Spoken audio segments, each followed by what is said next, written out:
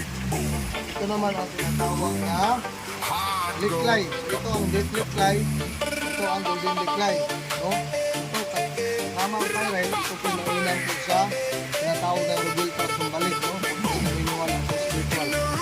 Tingnan niyo yung laki.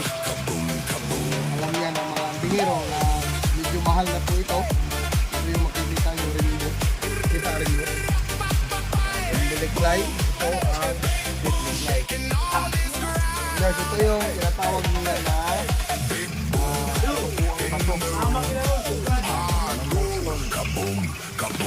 carborundum. Ito yung sinasabi ng iba na liklay din. Yan ay carborundum.